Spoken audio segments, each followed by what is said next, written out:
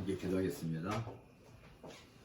주님께서 오늘도 우리들에게 또 은혜를 주시고 무엇보다도 하나님의 말씀에 대해서 깊이 묵상하고 또 생각할 수 있는 시간을 주시니 감사합니다.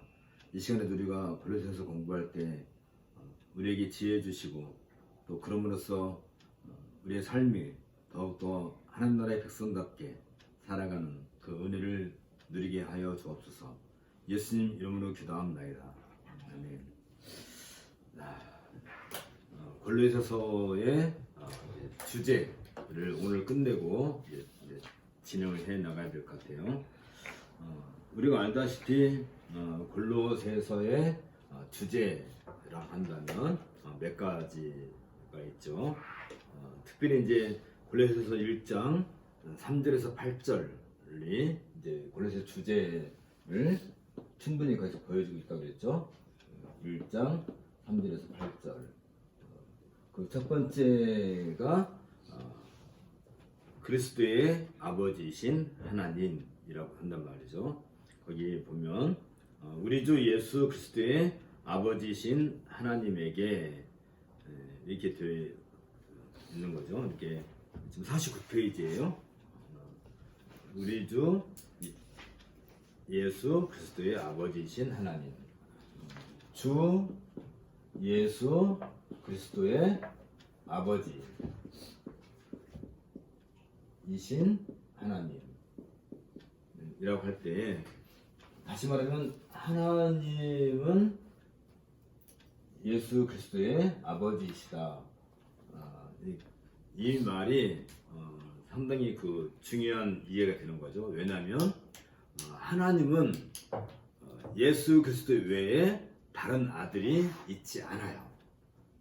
그리고 예수 그리스도가 하나님의 아들이란다 한다면 이 아들을 통하지 않고서 하나님은 어떤 방식으로든지 계시를 하지 않아요.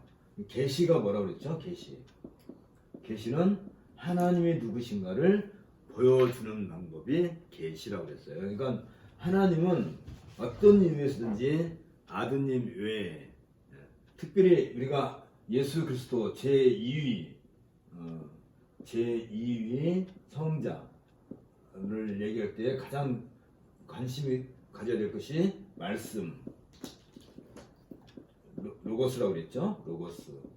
그러니까 이 말씀 로고스를 통하지 않고서는 하나님은 당신이 누군지를 절대 다른 방법으로 우리에게 보여주지 않는다 그랬어요. 다시 말하면 온 세상 만물이 뭘로 인해서 만들어져요? 하나님이 가라사대 말씀으로 온 세상을 만드셨다 한다는 점에 있어서도 이 온 세상 자연 만물이 우리에게 보여줄 때는 늘 말씀을 우리가 알아야 이 자연도 이해가 된다고 그랬단 말이죠. 그런 면에 있어서 예수 그리스도의 아버지이신 하나님. 그럼으로써 어떤 결과를 가지게 되냐면 이 예수 그리스도가 성육신 하셔서 우리에게 보여주신 바가 된 거죠. 그랬을 때 이 성육신 한 이 몸이죠, 몸. 예수님의 몸. 이 예수님의 몸을 가리켜서 뭐라고 한다고요? 교회라고 할 때 이 교회는 늘 엔 그리스도 한다고 그랬죠. 인 크라이스트. 그리스도 안에 있는 것이 곧 교회다라는 것을 우리가 기억을 해야 돼요. 그랬을 때 이 교회에 그리스도의 몸인 교회 안에 들어올 때 무엇이 있어야 된다고요? 믿음 외에 다른 걸로는 어떤 것에 대한 믿음이에요? 바로 이런 것에 대한 믿음이죠. 하나님의 아들이신 예수 그리스도, 그리고 그리스도의 아버지신 하나님, 그리고 그 말씀으로 하나님이 당신을 계시하시는 것, 그리고 그분만이 진정한 신으로서, 하나님으로서 그 몸인 교회, 이것에 대한 이해, 이런 것들에 대한 믿음 것들이 이제 필요한 거죠. 여기에서 우리가 잊지 말아야 될 것 중에 하나가 뭐냐면 이 아드님이신 그 몸인 교회에 우리가 가입되어 있잖아요. 인 크라이스트. 우리가 안에 있을 때 우리가 이 그리스도 몸 안에 있음으로 해서 우리는 그리스도와 동일한 몸 안에 있음으로 해서 하나님이 그리스도의 아버지신 것처럼 예수님의 아버지신 것처럼 우리의 아버지도 되신다는 것이에요. 그렇죠? 그래서 예수님이 하나님을 아버지라 부르신 것처럼 우리들도 인 크라이스트, 그러니까 그리스도 안에 있는 그 그리스도의 몸인 교회 안에 있을 때 우리도 하나님을 아버지라 부를 수 있는 특권이 있는 거죠. 근데 이 믿음을 가르쳐서 뭐라고 한다고요? 이신칭의, 이건 우리가 꼭 잊어서는 안 돼요. 꼭 기억해야 되죠. 이신칭은 갈라디아서 2장 16절에 나와 있는 거죠. 예수 그리스도를 믿는 믿음이 그리스도 예수를 믿는 믿음으로 해서 그 믿음이 아니면 믿음이 아닌 거라고 우리가 얘기했고요. 여기에는 항상 어떤 또 의미가 담겨 있냐면 그리스도께서 이 교회 안에 늘 임재해 계신다. 임재해 계신다는 사실도 우리가 늘, 그러니까 이 교회라고 할 때, 인 크라이스트라고 할 때는 늘 그리스도의 임재 그리고 이신칭의 이런 내용들을 우리가 잊어버리면 안 돼요. 그리고 세 번째, 이런 내용들 우리가 1번, 2번 이런 내용들을 가르쳐서 뭐라고 하냐면 우리 갖다가 복음이라고 그래요. 복음. 이건 이런 내용이 주제가 되어 있는 것이 복음이에요. 그러니까 복음에서 이런 이야기가 빠지면 그건 복음이 아닌 것이지. 설교자가 설교할 때 복음을 전할 때에도 늘 이런 내용을 중심으로 해서 복음을 전하는 것이지 자신의 어떤 개인적인 어떤 경험이나 뭐 그런 얘기를 그건 복음이 아니란 말이죠. 그래서 이 그리스도의 몸인 교회는 이 복음, 이 내용을 가지고 어떻게 해요? 늘 세상을 향해서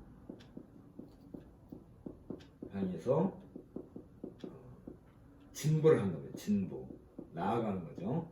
세상을 향해서 나가는데 우리가 알다시피 이 세상을 향해서 나갈 때 이 능력은 어디서 나와요? 이 능력, 권세, 능력. 이건 사도행전 1장 8절에서 우리가 이미 공부했죠. 사도행전 1장 8절에서 오직 성령의 권능, 성령의 권세, 능력 합쳐서 권능이지. 이런 것이 권능. 성령의 권능이 너에게 임하실 때 그때 그 너희는 교회를 가리키는 거예요.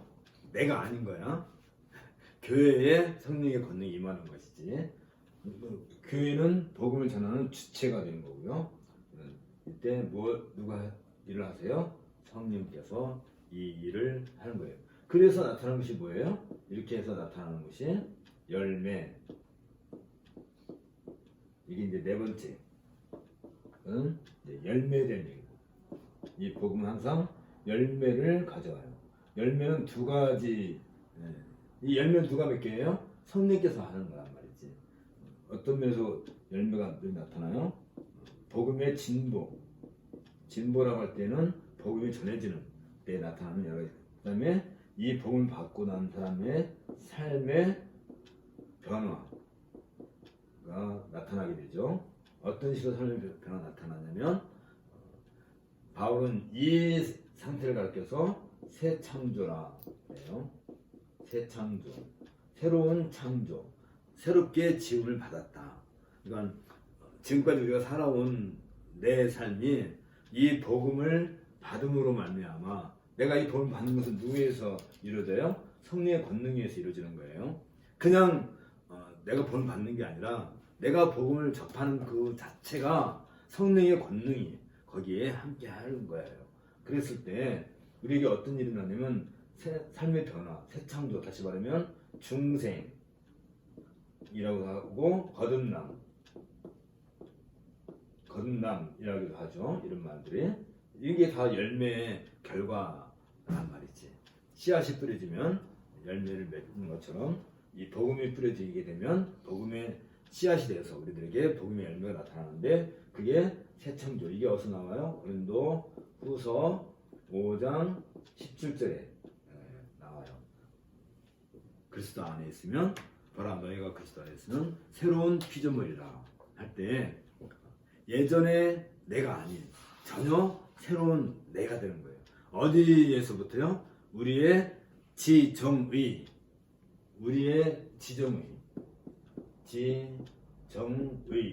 이걸 갖다 뭐라 하냐면 인격이라는 거예요. 인격. 우리의 지식에서 정서적인 또 의지 이런 것들이 우리의 어떤 인격으로 나타나는데 이 인격의 새로운 창조가 시작되는 거예요. 그러니까 내가 지금까지 알고 있었던 그 모든 것, 또 내 안에 담겨있는 인간성으로서의 어떤 그 정서적인 것, 그 다음에 의지적인 것, 지식적인 것, 이런 것들이 완전히 새롭게 변화가 되는 거예요. 그러니까 이제 성령의 인침이라고 우리는 얘기해요. 성령의 인침. 성령께서 인을 쳤다라고 하는 상황에서 우리는 이것을 언제 경험을 한다고요? 세례. 우리가 세례를 받을 때 이것을 상징을 하는 거란 말이지. 세례 받는 그 자체가 인침의 상징인 거죠. 세례 받으면 우리가 완전한 새 사람이 되나요? 그건 아니지만 어떤 일이 생겨요? 우리 지식에서 정서에서 의지에서 계속해서 새롭게 변화가 되어가는 것이죠. 특별히 세례는 어떤 걸 상징해요? 죽음. 우리가 물에 잠겨서 죽었다가 다시 사는 거. 중생이지. 다시 사는 거. 이런 것들이 함께 다 연결돼요. 우리가 그동안 충분히 얘기 다 했던 내용들이에요. 이게 이제 이 골로새서 주제 속에서 이런 내용들이 담겨져요. 특별히 가장 중요하게 하는 것이 예수 그리스도, 성자인 예수 그리스도의 아버지신 하나님. 그러면 이게 성부,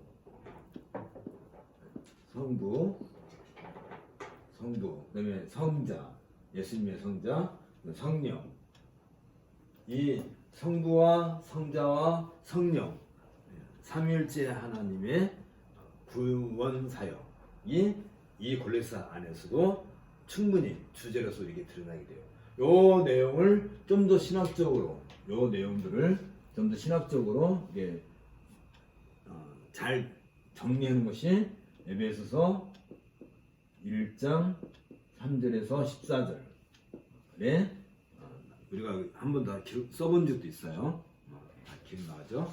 성부와 성자와 성령께서 이런 일들을 해 나간다 하는 것을 충분히 볼 수 있었습니다. 자, 그래서 이제 55페이지로 넘어가요. 9절부터 12절. 그래서 이제 그래서 1.9절에서 이로써 우리도 듣던 날부터 너희를 위하여 기도하기를 그치지 아니하고 구하노니 너희로 하여금 모든 신령한 지혜와 총명에 하나님의 뜻을 아는 것으로 채우게 하시고, 이제 그러니까 이런 결과로서, 다시 말하면 복음 안에서 믿음으로 자라고 사랑의 열매를 맺으며 영원한 기업의 소망을 가지게 하는. 여기서 우리가 하나가 빠진 게 있죠. 바로 이게 이제 이 중생, 거듭남, 열매, 이것은 무엇에 대한 사인이냐면 기업, 천국에 대한 기업에 대한 사인이죠.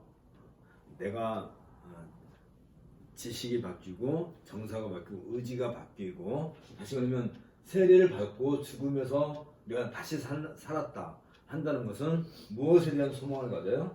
소망. 요것도 맞아 해야 되겠네. 소망. 무엇에 대한 소망을 가져요? 성령께서 우리에게 주시는 열매로 말미암아 우리가 천국을 기업으로 받는 소망을 갖는 거죠. 믿음. 믿음이 어떤 식으로 나타나요? 세상을 향해서 진보해 나가는 이 과정에서 열매를 가져야 돼요. 사랑의 열매, 삶의 변화라든지 이런 것이 믿음, 사랑, 그리고 소망으로 이렇게 이어지는 것을 우리가 갖게 되는 거죠. 그러니까 이게 지금 우리가 지난번에 다 공부했던 내용들이긴 하지만 이 소망은 하늘에 대한 소망. 아직 우리는 이 하늘을, 천국을, 하나님의 나라를 우리 것으로 갖고 있지는 않아요. 그러나 우리에게 주어진 약속이죠. 그리고 성령께서 우리에게 인침을 했다는 것은 뭐냐면 우리가 언젠가는 그 소망대로 천국의 그 기업을 우리 것으로 받게 될 것이다 하는 그런 것이 소망을 우리 주어지는 것처럼. 그래서 이 얘기가 되게 복잡하긴 한데 그래도 여기에 있는 내용들은 우리가 기독교 신학 또 사상 또 우리가 성도로서 살아가야 될 우리들이 갖고 있어야 될 기본적인 어떤 용어들이 다 나와 있죠. 거의 다 나와 있어요. 요 정도만 우리가 정리가 되고 우리가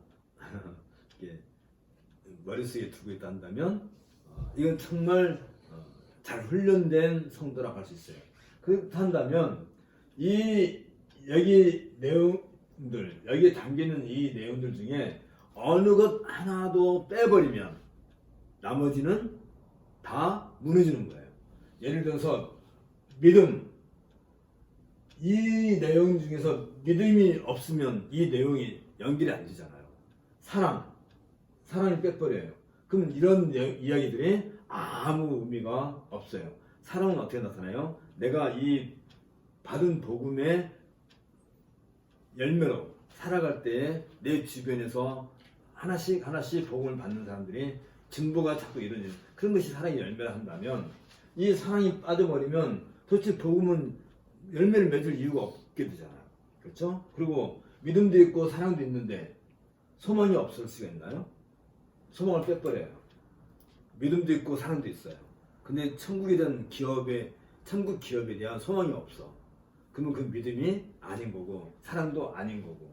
그러면 이런 믿음과 사랑과 소망 이런 것이 우리 안에 있을 때 이건 다 어디서 나온다고요? 복음에 대해서 아는 것으로서 나온단 말이지. 복음에 대해 아는 거. 이 복음은 어떤 내용이라고요? 예수님이 성육신하셔서 그의 몸으로 우리에게 친히 보여준 이 교회를 통해서 복음을 하는 거. 거기는 늘 예수님의 임재. 어떤 방식의 임재하세요? 말씀, 로고스로 임재하신단 말이지. 늘. 근데 교회에서 말씀 외에 다른 것이 교회의 주체가 될 수가 없는 것처럼 말씀이 뭐예요? 성경에 대한 성경으로 우리에게 계시로 기록해 주는 것이 곧 말씀이잖아요. 그것 외에 교회가 더 필요한 게 없는 것처럼. 그래서 한다면 성자에 대해서 또 성부에 대해서 또 성령에 대해서 이런 것들, 그러니까 이런 것들 중에 하나라도 빠지면 여기 있는 이 게시판에 기록되어 있는 내용 중에서 어떤 거 하나라도 빠지면 그건 참 복음도 아니고 그것을 통해서 참 하나님을 알 수 있는 것도 아니고 그리스도를 믿는 것도 아니고 성령의 열매도 아닌 거고 아무것도 아닌 것이 되는 거예요. 쉽게 말하면 똑같아요. 아주 정교한 기계가 있어가지고 이 기계에서 어떤 일이 이렇게 잘 예를 들면 휴대폰도 마찬가지고 휴대폰이 있는데 휴대폰 그 구성 중에서 어떤 한 요소가 빠져버리면 작동이 안 될 거 아니에요. 옛날에는 TV가 있어서 TV 속에서 이게 사람이 나와서 노래하고 그러면 우리 어렸을 때는 어떤 생각을 해요? 저 속에 진짜 저 이쁜 고모가 있는가 보다, 사람이 있는가 보다고 텔레비 뒤에 가서 이렇게 쳐다보잖아요. 진짜로 거기에 사람이 있는 것처럼 아이들은 생각하는 거예요. 근데 그렇게 뭐든지 다 보여줄 수 있는 텔레비전이라 할지라도 거기는 나사 하나가 잘못됐다든지 부수품 하나가 빠져버리면 그게 그냥 먹통이잖아. 노래도 안 나오고 영상도 안 나오고 아무도 안 나오고. 옛날에는 요즘은 다 유선 TV로 연결돼 있지만 옛날에는 다 방송국에서 TV 전파가 왔었잖아요. 그래서 이제 그걸 감나무 위에다가 안테나를 높이 세워놨으니까 바람이 세게 불면 안테나가 흔들리면 텔레비가 어떻게 돼요? 지지직거리고 화면이 나왔다가 안 나왔다가. 그러니까 안테나 위치 하나만 바꿔놔도 이게 아무 의미가 없는 것처럼. 그러니까 이러한 내용들에 대한 것이 우리가 한마디 할 때, 예를 들어서 우리가 믿음이 뭐냐 라고 할 때, 믿음이라고 할 때는 이 모든 내용들이 다 포함되어야 이 믿음인 것이고, 이신칭의 라고 할 때도 이 모든 내용들이 포함이 되어야 그게 진정한 이신칭의란 말이죠. 사랑도 마찬가지고 소망도 마찬가지고 지식, 인격, 펄슨도 마찬가지고 인간의 펄슨이라는 것도 결국은 하나님의 인격을 빌려온 것인데, 이런 것들도 이런 내용들을 다 함께 알지 않으면, 이런 요소들을 함께 다 포함해 있지 않으면 어떤 거 하나라도 위해서 교회를 빼버려도 안 되고, 그리스도의 몸으로서 교회를 빼버려도 안 되고, 성육신을 빼도 안 되고. 성육신은 항상 뭐가 따라와요? 성육신은 십자가와 부활이 따라오죠. 이런 내용들, 이런 것들이 우리 머릿속에 항상 같이 있어야 우리가 성경을 읽을 때 성경이 말씀으로서, 로고스로서, 계시로서 우리가 성경을 바르게 이해할 수 있게 되는 거예요. 그러니까 이런 내용 중에서 미흡한 부분이 있으면 아무리 우리가 성경을 열심히 읽어도 사실은 그 성경을 그냥 글자로만 읽는 거지. 꼬마들, 이제 예를 들면 우리 아들 같은 경우도 보면 어렸을 때 4살 때 동화책 있고 글씨가 있잖아요. 글씨를 막 읽어요. 그리고 탁 넘겨요. 그리고 또 글씨를 막 읽고 이제 지가 막 소리 내서 글씨 다 읽고 또 탁 넘겨요. 근데 애가 글자를 안 하면 몰라요. 그죠? 이렇게 보면. 그리고 예를 들어서 그 글자 중에서 어느 이게 뭘 이렇게 단락을 이렇게 딱 가려놓고 읽으라 해도 걔는 글자를 읽는 게 아니라 그림을 보고 엄마한테 들었던 이야기를 머릿속에 담아놨다가 그대로 읽는 신용을 하는 것 뿐이지. 그러면 그 내용에 대해서 제대로 이해를 하나요?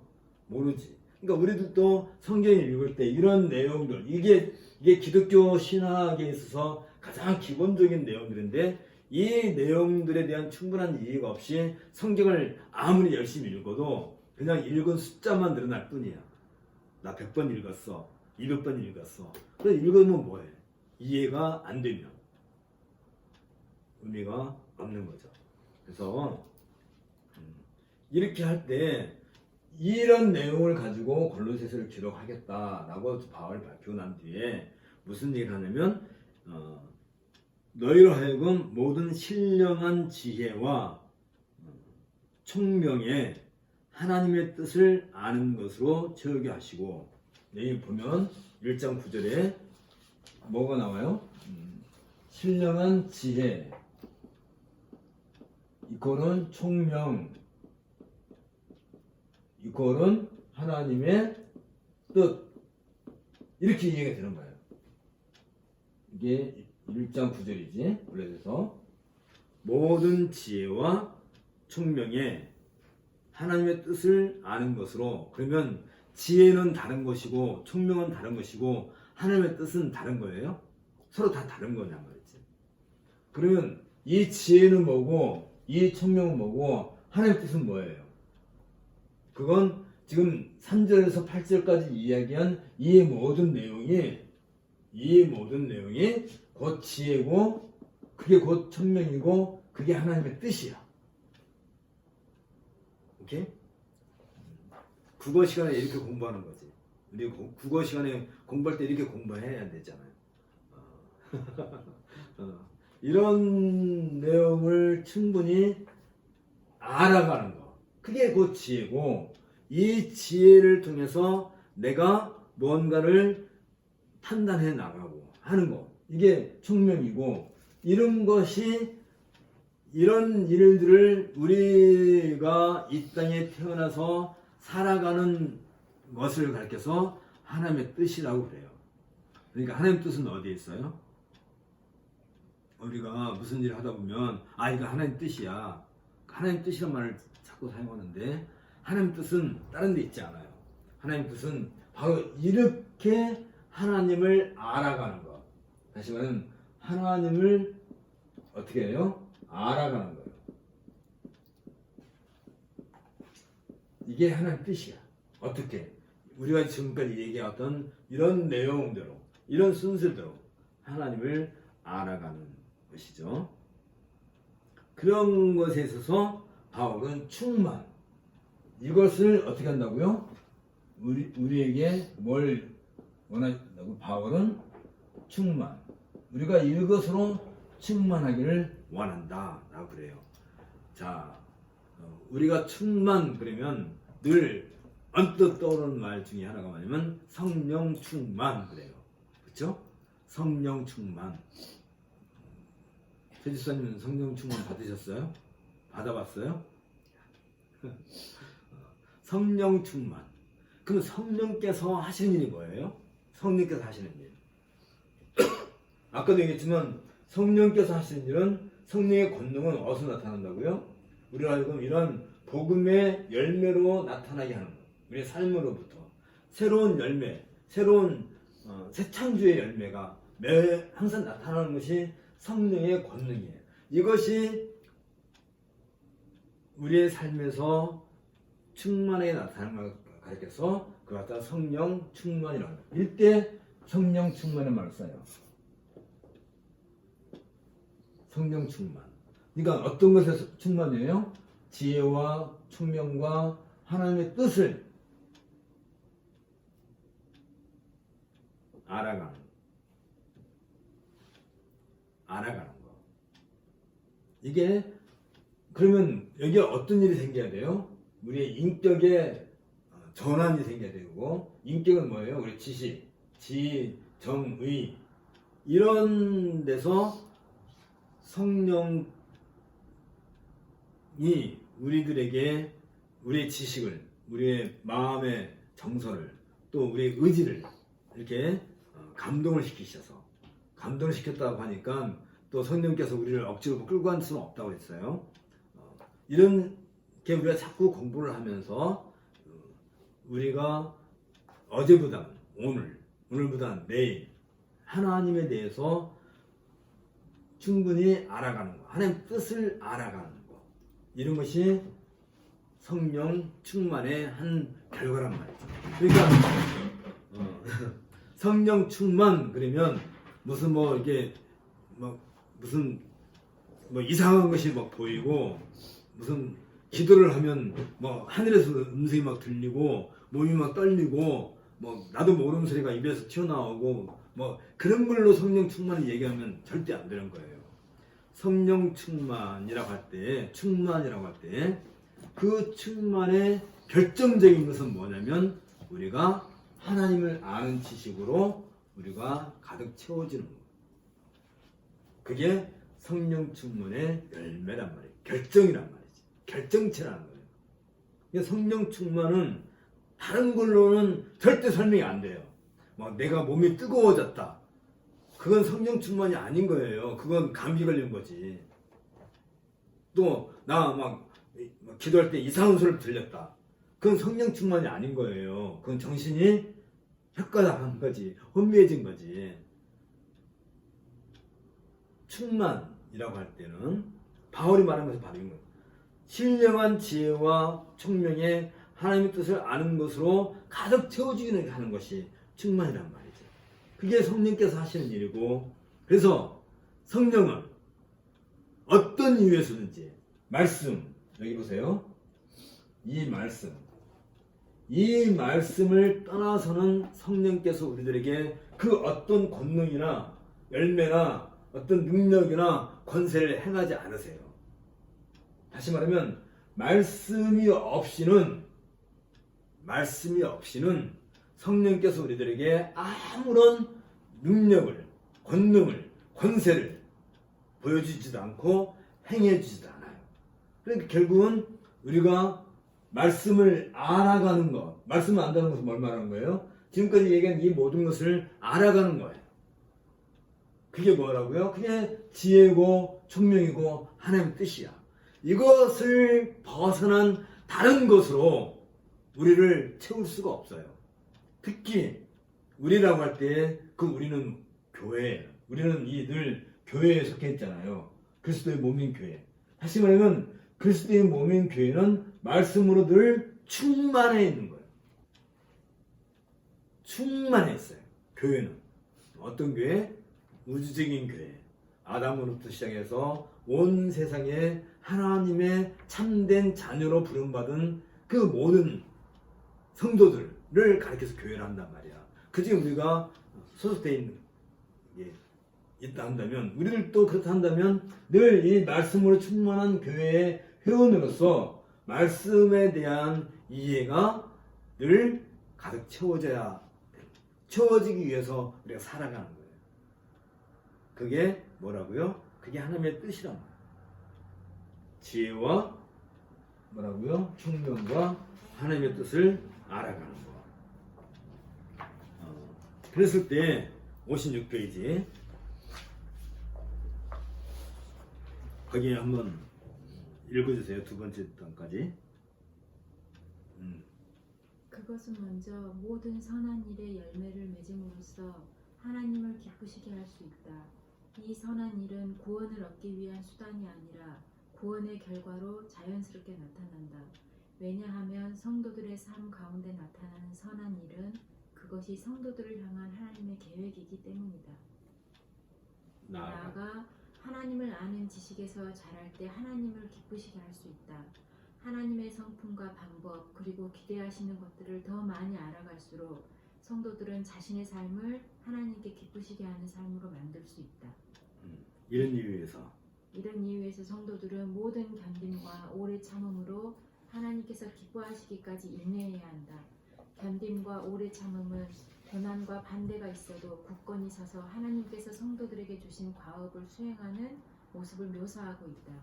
무엇보다도 견딤과 오래 참음은 성령의 선물이며 하나님의 언약 성취를 향한 소망과 믿음에 근거하고 있다.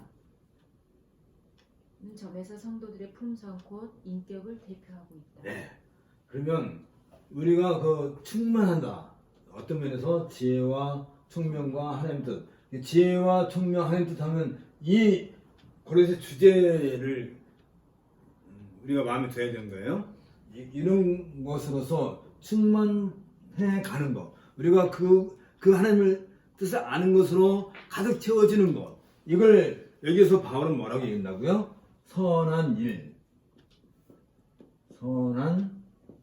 일이라고 그래요. 선한 일이라고요. 선한 일. 다시 말하면 이런 것들이 선한 일인데 이것으로서 열매를 맺을 때 다시 말하면 하나님의 뜻을 알아가는 것, 지혜와 총명과 하나님의 뜻을 알아가는 충만케 되는 것이 선한 일인데 이것이 곧 우리 삶의 열매예요. 그랬을 때 하나님은 그것을 가장 기뻐하신단 말이에요.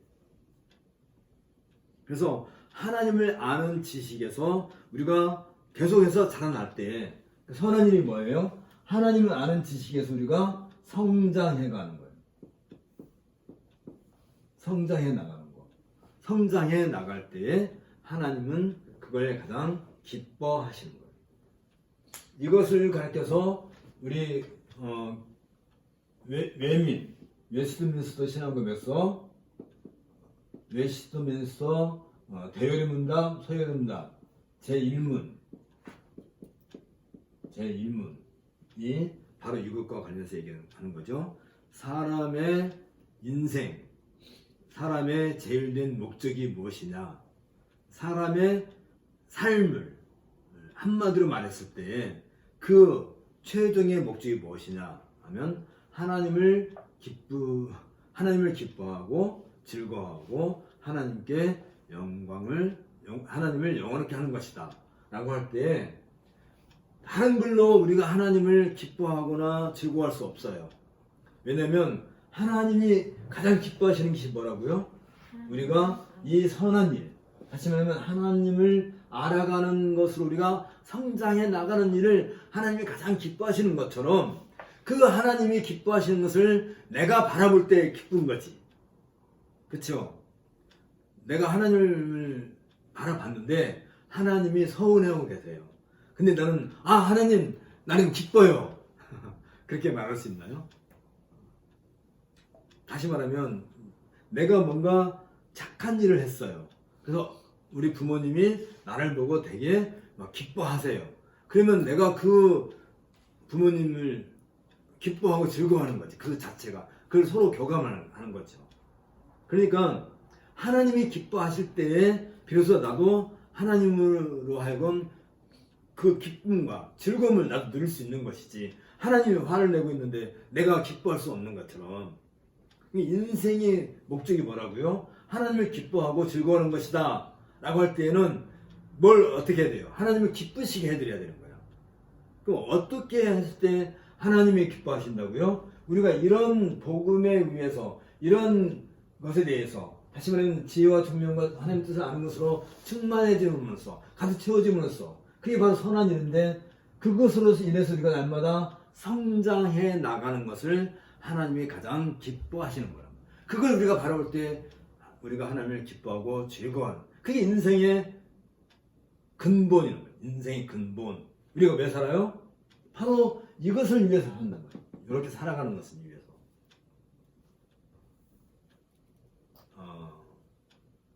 아이를 키워봤으니까 알지만 아이가 이제 태어났어요. 돌 때가 됐어요. 돌 때쯤 되면 어떤 일을 해요? 아기가 이게 기어다니는 애가 이렇게 좀 앉기도 하고 이렇게 돌 돼서 이제 그러니까 돌잔치 사진을 찍을 때는 항상 누워 있는 애를 찍는 법이 없지. 돌잔치 사진 찍을 때 아직 걷지는 못하지만 근데 이제 돌이 되면 1년이 지나면 애가 이제 아장아장 이제 손만 내주면 손을 잡고 일어서기도 하고 그런 거란 말이지. 그럴 때 부모들은 되게 기뻐하잖아요. 되게 좋아. 그런데 돌잔치를 했는데도 불구하고 아직도 기다린다. 그럼 부모 마음이 어때요? 돌잔치 하면서도 기쁠까요? 한 5살 정도 됐는데도 아직도 걷지도 못하고 겨다닌다. 그럼 부모 마음이 어떻겠어요?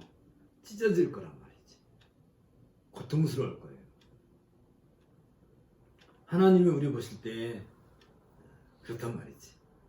우리는 하나님을 기뻐하고 즐거워하는 것이 우리 인생의 목적인데 늘 우리가 하나님을 화나게 만들고 가슴 아프게 만든다면 우리가 어떻게 하나님을 기뻐하고 즐거워할 수 있냔 말이에요. 벌써 우리가 교회에 다닌 지 벌써 10년, 20년, 30년, 50년 이렇게 됐는데 10년 전에도 요 모양, 20년 전에도 요 모양, 30년이 지났는데도 요 모양, 요 꼴.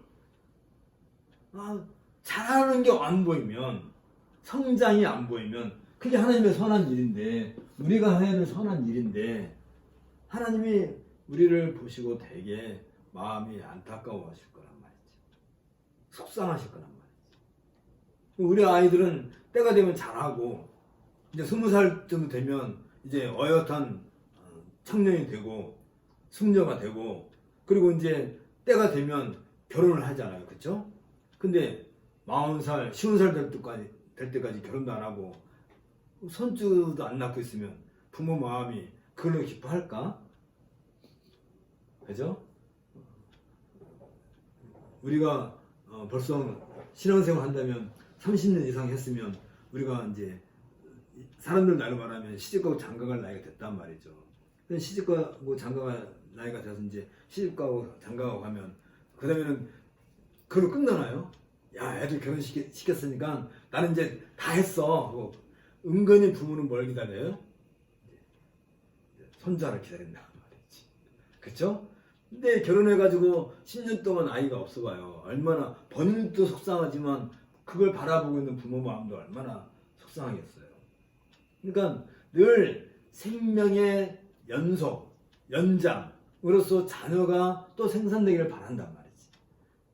마찬가지로 우리가 복음을 받아들여서 복음을 알게 되고 신앙생활하고 교회 다닌 지가 벌써 10년, 20년이 지나고 그러면 무엇이 우리에게 나와야 돼요?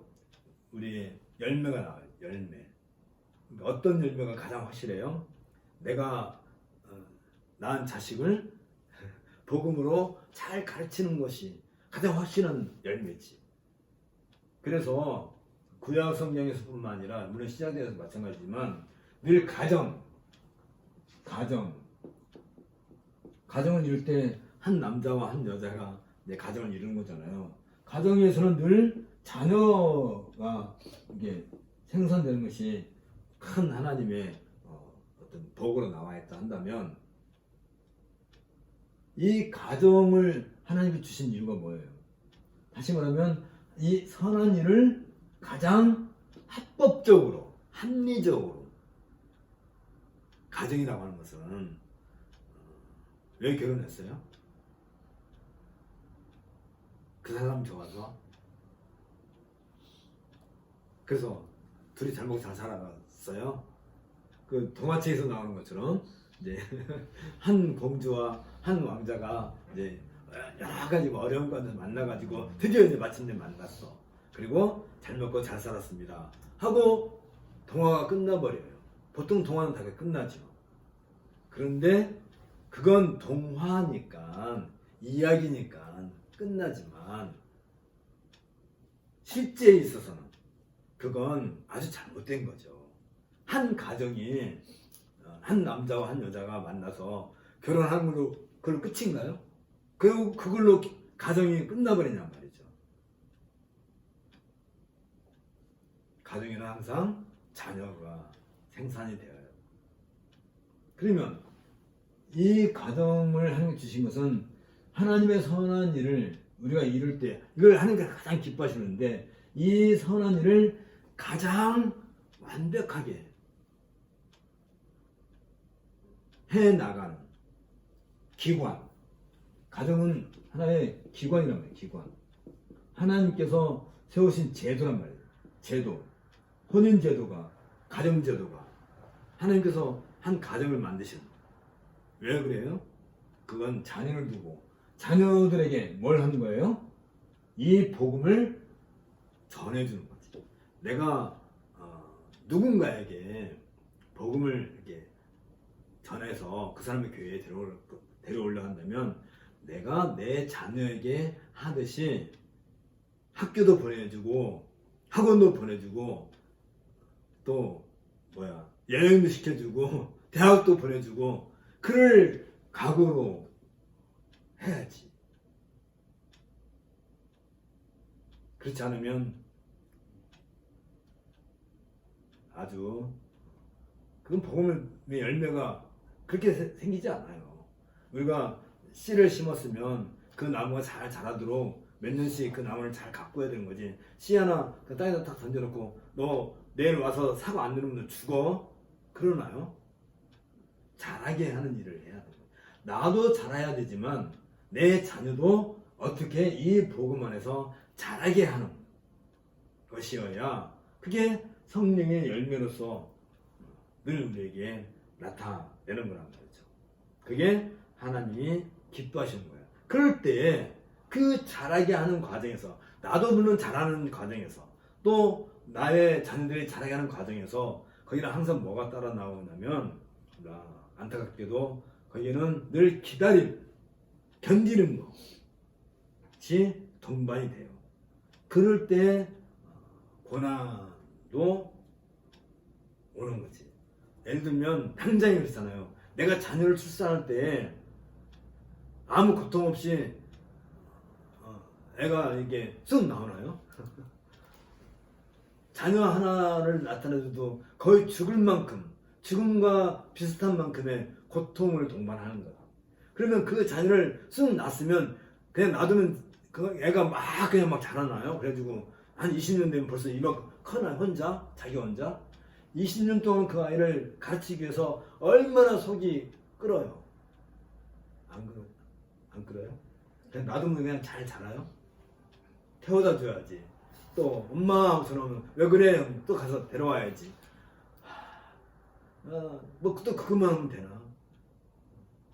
어떨 때는 메이커 운동화 아니면 안 신는다고 뗐으면 처음에 다르다 안 되면 어떻게 해, 결국은?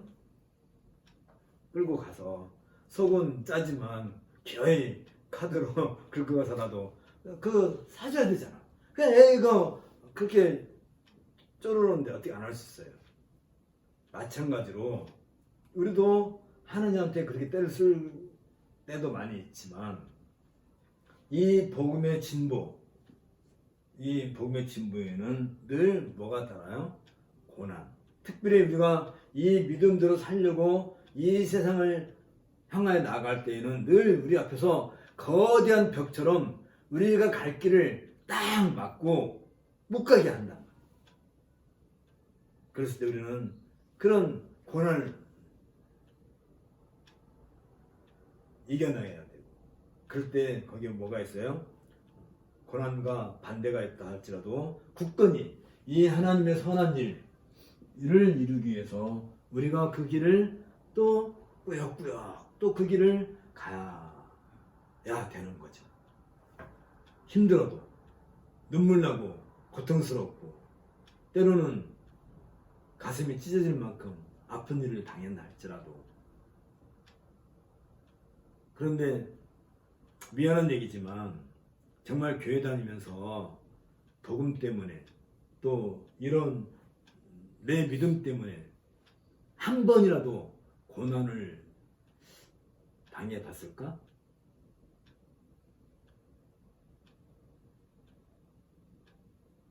옛날에는 이게 교회 다니면 부모님들이 이제 잘 몰랐을 때는 너 교회 가지 말라고 성경책도 뺏어서 불에 태우고 머리도 잘라버리고. 왜 옛날에는 머리를 잘랐을까?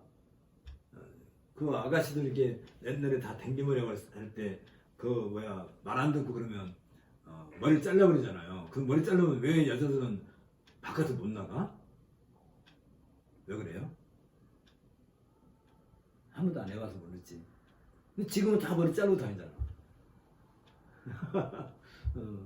그게 참 이상해. 그럼 머리를 잘라버린단 말이지. 못 나가게. 근데 옛날에는 머리 잘리면 되게 여자들은 창피하다 생각했단 말이에요. 요즘은 아직 그냥 셔커트 하고 다니니까 뭐 상관없지만. 어쨌든 간에. 옛날에는 그렇게라도 했으니까 내가 고난받는다라고 생각하지만 요즘은 복음 때문에 고난당하는 일이 거의 없어요. 참 찾기가 쉽지 않아. 그런데도 우리는 늘 고난을 당해요. 어떤 부분에 있어서. 이런 복음에 대해서, 이런 믿음에 대해서, 이런 소망에 대해서. 지금 우리가 알다시피 이 자연과학이라든지 이런 것들이 막 굉장히 이렇게 학문적으로 많이 발달한 것처럼 보이는데 그 모든 그 학문의 밑바탕은 뭐냐면 무신론이란 말이죠. 하나님을 인정하지 않아요. 예를 들면 이 우주가 어떻게 생겼는가 하고 유튜브에서 우주의 기원 이렇게 딱 치면 다 뭐만 나와요? 다 빅뱅, 빅뱅 이런 이론을 얘기해요. 그래가지고 그건 참 이해가 안 되는 거지. 아니 뭐가 이게 익스플로션 폭발했단 말이에요. 근데 그게 뭐냔 말이야. 그게 가스라는 거야. 그래가지고 그게 폭발해가지고 그럼 엄청나게 큰 뭐가 있어야 폭발해도 뭐가 가스도 나오고 불도 나오고 뭐가 나올 텐데 그래서 참 그 원진료에 대해서 말하지 않아요. 원진료. 근데 저는 빅뱅 이론을 얘기해가지고 근데 이 우주가 얼마나 큰지요. 우리는 상상도 못하잖아요. 우리 눈에 가장 크게 뭐 보이는 것이 있다면 우선 당연히 태양일 거란 말이죠. 태양에서는 제일 크니까. 그러나 이 우주에는 태양보다 몇백 배, 몇천 배 큰 별도 있단 말이에요. 근데 그게 어디서 폭발해가지고 그런 것들이 생겼을까? 그 얘기는 안 하고 그냥 빅뱅 큰 폭발이 있었다라고만 얘기를 한단 말이야. 그 다음에는 그건 똑같아. 딴딴딴딴 결혼식하고 잘 먹고 잘 살았더라 하고 영화가 끝이 내는 건 똑같아요. 그 다음에는 모르는 거야. 우리가 이런 얘기 들을 때 우리 마음에 하나도 부딪힘이 없어서 되겠어요? 우리는 명확하게 답을 알고 있잖아요. 하나님이 말씀으로 천지를 창조하셨다. 그리고 첫째 날에는 뭘 만드셨어요? 빛을 만들고 둘째 날, 셋째 날, 여섯째 날까지 세상을 만드셨다. 우리는 명확하게 하나님이 6일 창조를 했다는 것을 성경에 있는 대로 우리는 믿는단 말이에요. 그러면 이 빅뱅 이런 걸 주장하는 사람들이 뭐라고 그래요? 무식한 놈들. 지구가 지금 지구가 30억 년, 35억 년 이렇게 됐는데 어떻게 6일 만에 창조가 됐단 말이에요. 이 우주가 됐냐고. 이 우주의 나이를 계산하니까 137억 년이라는 거예요. 우주. 근데 무슨 6일 만에 만들었냐. 그럼 137억 년 전에 우주가 빅뱅 했다고 증명할 게 있나요? 자기들은 수치상으로 계산해가지고 그게 나왔다는 거예요. 진짜예요? 근데 우리가 하나님이 6일 만에 성경대로 이렇게 창조하셨다라고 하면 아니 자기들도 모르는 얘기 하면서 우리들한테는 무식하대. 그게 우리들에게 뭐예요? 큰 것부터가 벌써 세상과 우리와의 거대한 담이에요. 허물이지 않을 만큼 너무나 높아서. 그래서 교회에 다니지 않는 또 이런 믿음에 대해서 알지 못하는 사람들 이런 대부분 다 빅뱅. 이게 빅뱅은 뭐가 관련이냐면 진화론과 관계된 거거든요. 진화론. 그래서 우리 인류에 시조가 있었다. 그래서 뭐 요즘에도 뭐 아프리카 어떤 유인원에서 어떤 뭐 두개골이 발견됐는데 뭐 몇만 년 전에 뭐 이런 것들이 있었다, 발생했다. 그래가지고 이게 현생 인류가 이게 태어났다. 그렇게 얘기한단 말이에요. 정말 그래요? 그 사람들은 여러 가지 무슨 뭐 눈에 보이는 뭐 화석을 갖고 오고 뭐 데이터를 가지고 와가지고 사람이 이렇게 해서 만들었다. 그래서 제일 처음에 이 진화론에서 얘기하는 것은 사실은 그런 얘기 하자고 하는 건 아니세요. 원래 진화론을 얘기할 때는 어떤 그 생물의 어떤 변화 이런 것들을 추정하다 보니까 진화론을 이야기하게 된 건데 이걸 이제 확장해서 보니까 사람은 어디서 나왔을까 하다 보니까 모든 이 지구상의 모든 그 생물들 어디서 나왔을까 그래가지고 추측해서 만들어 놓은 것이 뭐 아메바 같은 단세포 그런 데서 생물에서부터 이게 발전하고 진화돼서 그래가지고 그 진화의 근거가 뭔가 해가지고 보면 뭐 강아지, 병아리 또 무슨 소, 말, 사람 이렇게 해놓고 보면 그 유전자 그 난자와 이게 결합돼서 발생했을 때 그 초창기의 모습 보면 거의 다 비슷하다는 거예요. 강아지도 그렇고 병아리도 그렇고 말도 그렇고 소도 그렇고 사람도 그렇고 엄마 그 태반에서 자라난 그 아이의 모습 보면 그 이게 세포가 이렇게 발전하다 보면 이렇게 어떤 모양으로 생기잖아요. 이렇게 이게 처음에는 다 이렇다는 거예요. 그러니까 여기서부터 뭐 소가 나오고 말이 나오고 무슨 강아지 나오고 뭐 사람도 나온 것처럼 다 이런 것처럼 됐다. 아니 그건 그건 설명할 수 있는 게 아닌데 그렇게 설명해서는 안 될 건데 그런 식으로 자꾸 얘기하는 때 우리가 이런 걸 주장하는 사람들 앞에서 우리 마음에 전혀 부담이 안 느낀다면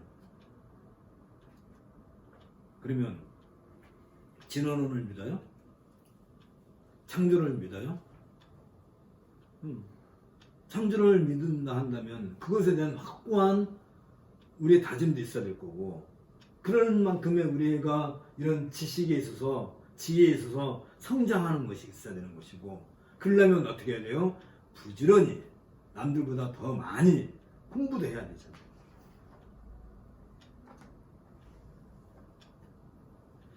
자, 특별히 거기 무엇보다도 견딤과 오래 참음은 성령의 선물이며 하나님의 언약 성취를 향한 소망과 믿음에 근거하고 있다. 하나님의 언약 성취가 뭘까요? 하나님께서 언약을 언제 언약을 하셨죠? 창세기 3장 15절. 창세기 3장 15절은 이 에베소서 1장 3절 14절에서 있었던 이런 내용과 깊은 관련에 있어서 나온 언약이란 언약. 이 언약에 의해서 마침내 성육신하신 예수 그리스도께서 성취가 된 것이고 그 예수 그리스도께서 부활해서 승천하시고 난 뒤에 이 땅에 무엇으로 예수님의 임재가 이루어져요? 말씀 계시. 다시 말하면 교회를 통해서 그 열매가 끊임없이 이루어져가는 그 모든 것. 그래서 그들이 모두 다 어디에 소망을 둬요? 천국의 기업을 소망을 갖고 있는 이런 것들이 다 이 창세기 3장 15절에서 시작된 그 언약. 이게 씨죠. 씨.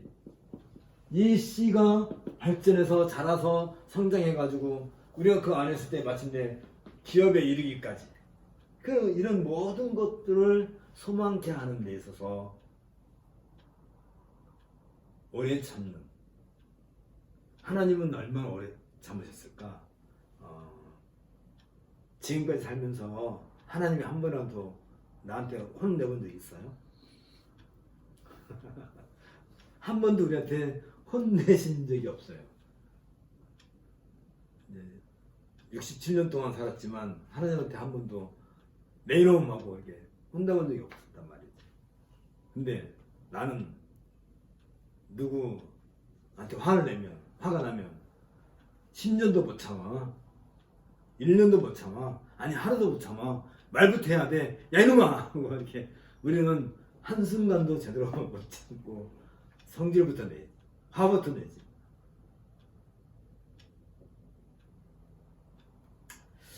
자, 이런 점에서 바울은 골로새 성도들이 하나님의 영광스러운 권능에서 나오는 능력으로 강하게 이런 일들을 이루어져가는 것이 무엇이라 하냐면 하나님의 영광스러운 권능이라고 그래요.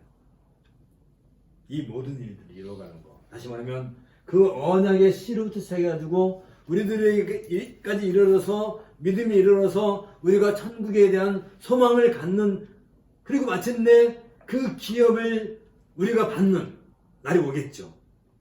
거기까지 그날까지 거기에 이 모든 일을 다 이루는 것 같은 게 뭐라고 하냐면 하나님의 영광스러운 권능. 이 하나님의 영광스러운 능력은 똑같은 거죠. 우주를 창조하시고 예수님을 부활하게 하신 바로 그 능력이란 말이죠. 그러니까 보세요.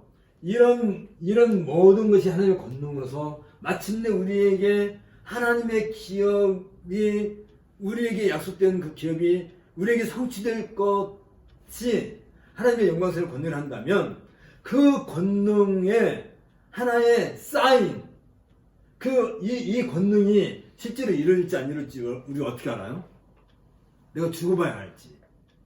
안 죽었는데 우리가 그거 어떻게 알겠어요? 아직 안 죽어봤는데.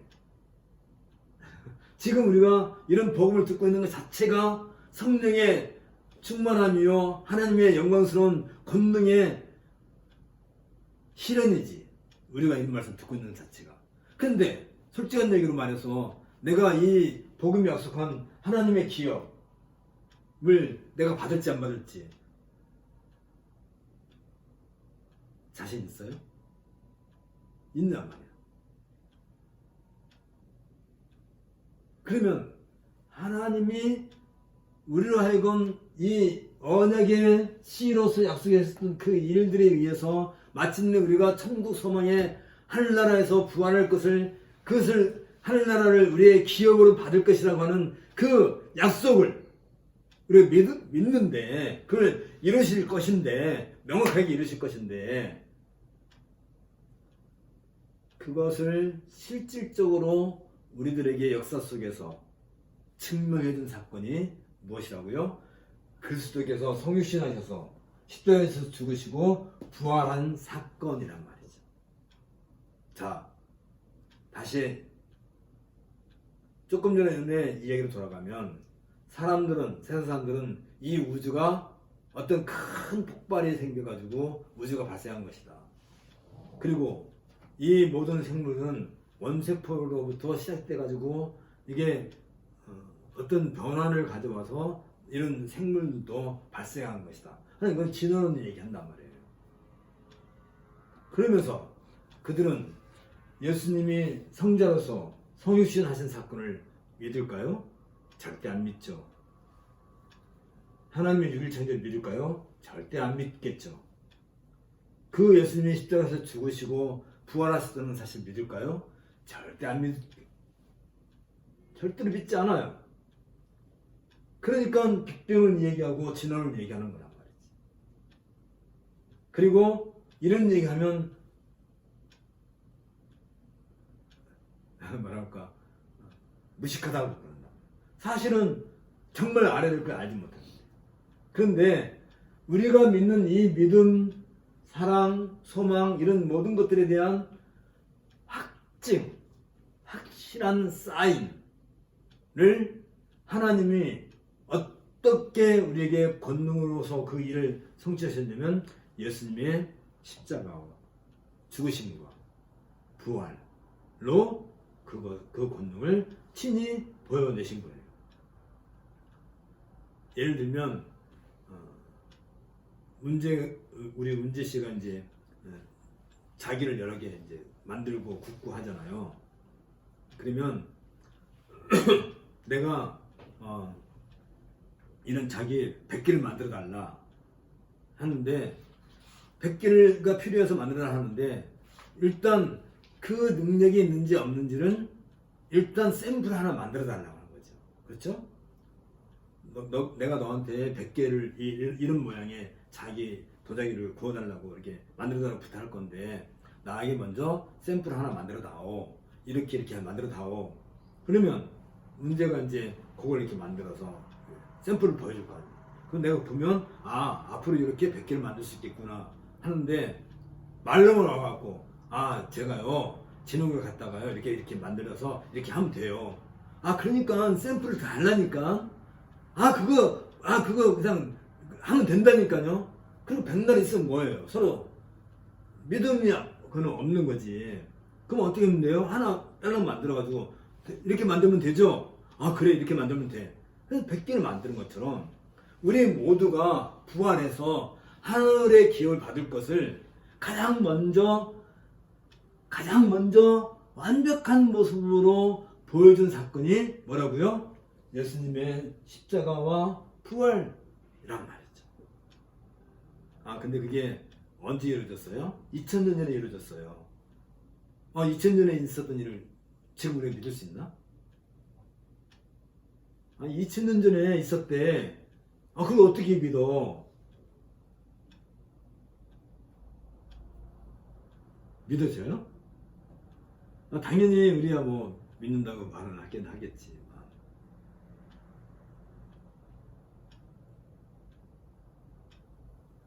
그래서 바울 사도는 2000년 전에 지금 이 바울 사도는 현장에 있었던 사람이잖아요. 그 현장에 그 시대에. 그러니까 이 말이 아무렇지 않아요. 이 바울이 이 얘기 쓸 때는 그 십자가에서 못 박혔다가 죽으셨다가 사흘 만에 부활한 사실을 직접 눈으로 본 사람이 아직 살아있을 때니까 바울이 이런 얘기 골로새서에서 이런 얘기 했을 때 아무도 거기에 대해서 뭐 이렇게 증인이 허다히 많으니까 문제가 없지만, 그러나 2000년이 지난 지금 우리가 이걸 읽을 때 이게 현실로 와 닿냔 말이에요. 그래서 이걸 이해해야 되는 거예요. 어떤 거? In Christ, en 그리스도.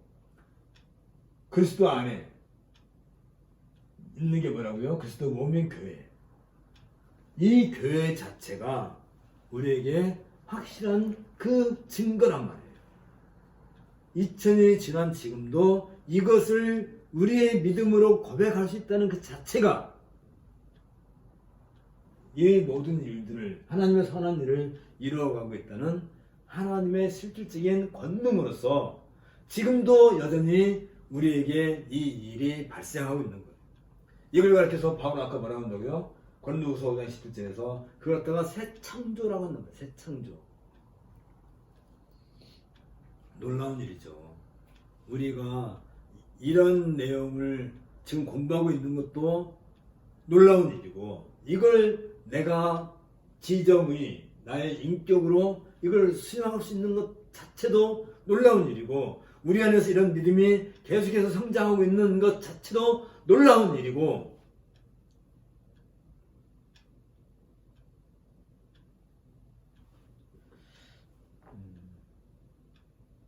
그렇기 때문에 우리는 어떻게 된다고요? 이 능력이 임하게 됨으로써 성도들은 자신들에게 주어진 사명, 즉 믿음과 세상을 향한 증거를 성취할 수 있으며 그 과정에서 만나게 되는 고난을 견디며 참을 수 있게 되는 거예요. 그게 뭐냐면 그리스도를 닮아가는, 빌립보서 2장 5절부터 9절에 나와 있는 바로 그 내용. 그리스도를 닮아가는. 그리스도께서 성육신 하실 때 생각해 보세요. 그리스도께서 성육신 하실 때 이렇게 다 큰 어른으로 짱 하고 나타났나요? 영화 터미네이터 보면 그 터미네이터가 응애 하고 깐난 애기로 태어나서 애가 자라가지고 나중에 터미네이터로서 그 역할을 하나요? 영화에서는 터미네이터가 아주 건장한 청년으로 짱 하고 나타나가지고, 근데 아기 예수님은, 성육신 하신 예수님은 어린 아이로 이 땅에 태어나셔서 자라나는 과정을 필요해요.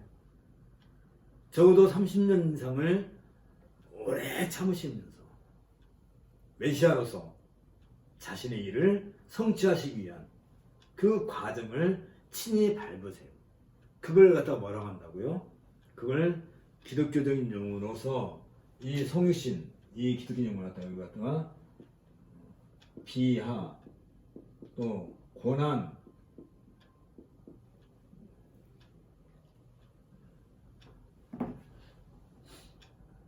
하나님이신 그분이 하나님과 동등된 권세를 취하지 아니하시고 스스로 자신을 낮추셔서 비하의 몸으로 낮추셔서 이 땅에 인간의 몸을 입고 오신 그 사건, 그게 성육신.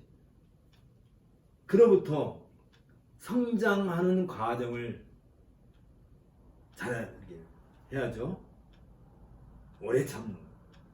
그리고 마침내 그 목적이 어디 있어요? 십자가에서 죽으시는 것을 목적으로 가는 것처럼 우리도 마지막 그 기업에 이르기까지 우리도 끊임없이 성장하고 자라고 오래 참고 그 소망을 갖기 때문에 이걸 견뎌낼 수 있는 거예요.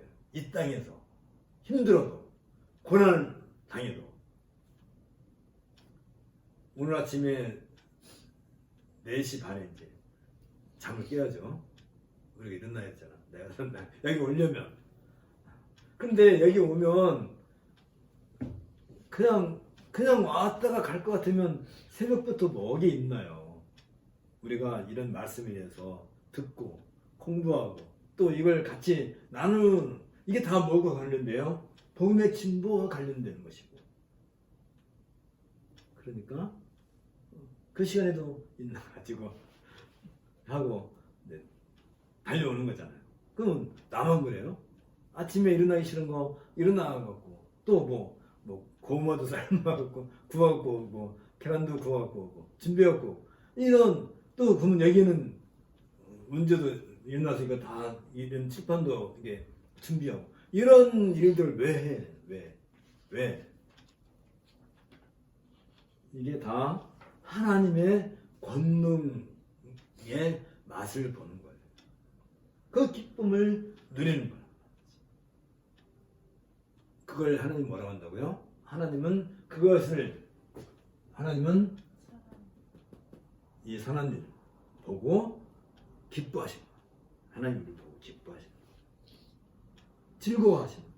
그러면 그 기뻐하시는 하나님을 우리가 또 바라보고 우리 마음도 즐거워 행복하고 그것이 곧 뭐예요? 그게 사람의 제1된 목적이란 말이에요. The chief of end. The chief of end. 인생의 최종적인 목적이 뭐냐? 하나님을 기뻐하고 즐거워하는 것이고 그를 영화롭게 하는 것이다 할 때 바로 이런 우리 일상의 삶에서부터 하나님을 기뻐하는 즐거워하는 이 일들이 계속해서 끊임없이 이루어져 나가야 되는 거지. 이보다 더 크고 더 기쁜 일은 사실 없어요.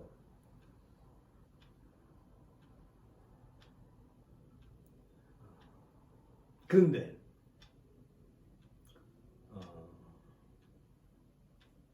이 모든 일들은 그냥 이루어진 것이 아니라 이제 이 모든 일들을 이루기 위해서 가장 기본적인 다른 건 다 다른 것도 다 필요하지만 가장 중요한 부분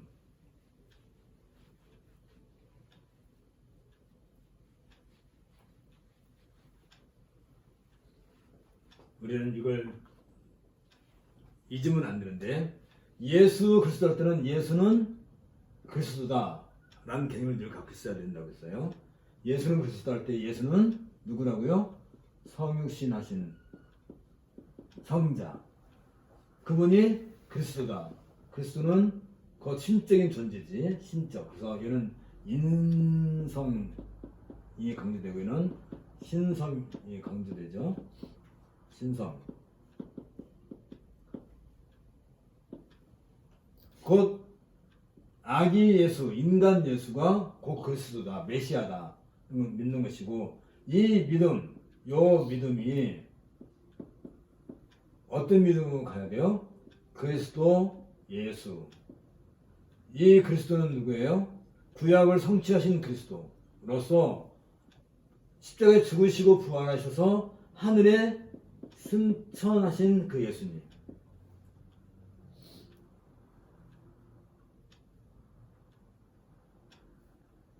이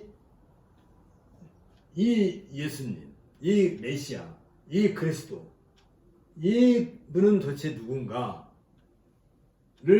알면 지금까지 우리가 이야기한 내용을 더 확실하게 이제 좀 더 깊은 곳으로 이야기가 들어가기 위한 것이 13절부터 29절 1장 13절부터 29절에 나와 있는 이 예수님에 대한 이해 이 갖다 이제 기독론이라고 하는데 이 갖다가 바울은 우주론적 기독론을 기초로 해서 우리들에게 예수 그리스도 또 그리스도 예수에 대해서 이제 설명을 하기 시작해요.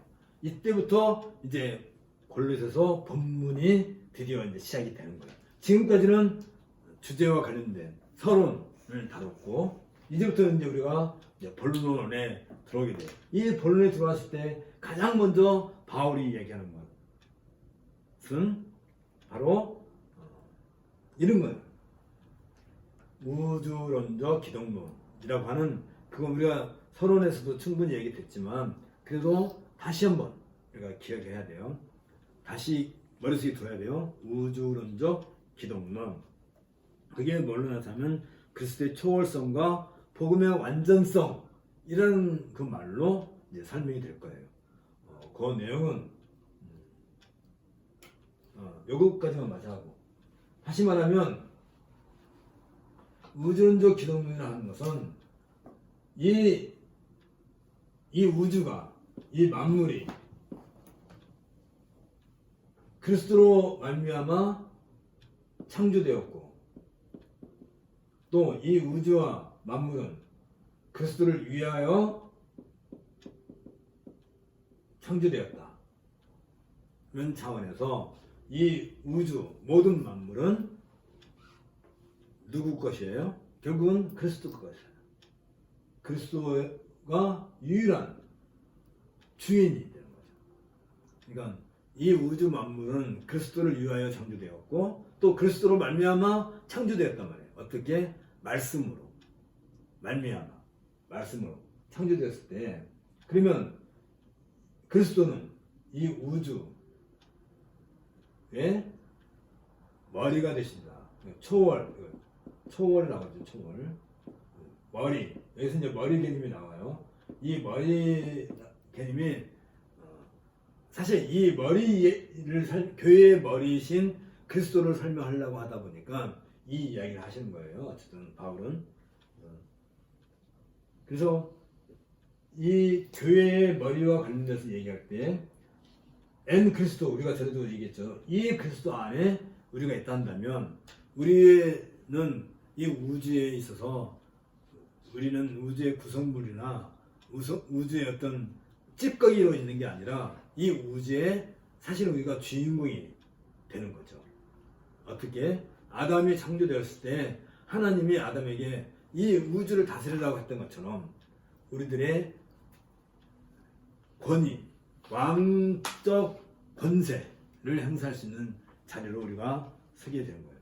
이제 그 부분은 우리가 다음 시간에 좀 더 공부합시다. 그래서 다음 시간 56페이지부터 공부하도록 하겠습니다. 오늘도 또 열심히 공부했는데 진도는 뭐 중요한 거 아니니까 함께 기도하겠습니다. 주님, 우리를 기꺼이 사랑하시고 끝까지 우리를 이끌고 여기까지 나오신 그 하나님의 권능에 대해서 감사를 드리옵나이다. 참으로 하나님을 알지 못했던 자들을, 그들의 마음을 쪼개고 그들의 머리를 쪼개서 복음을 심어주시고, 또 그리스도 예수를 알고 깨닫고 그러한 지식들이 쌓여서 우리의 인생이 무엇인지, 또 하나님이 우리를 얼마나 아끼고 사랑하시는지 알아가게 하는 그 자체가 엄청난 기적인 것을 우리가 고백하지 않을 수 없습니다. 이제 이 복음을 우리가 깨달았은즉 참된 교회의 한 지체로서 이 땅에서 어떤 어려움 속에서도 잘 견디고 오래 참고 이 믿음을 잘 지켜나갈 수 있도록 은혜를 더하여 주옵소서. 예수님 이름으로 기도합나이다. 아멘. 아이고, 고생했습니다.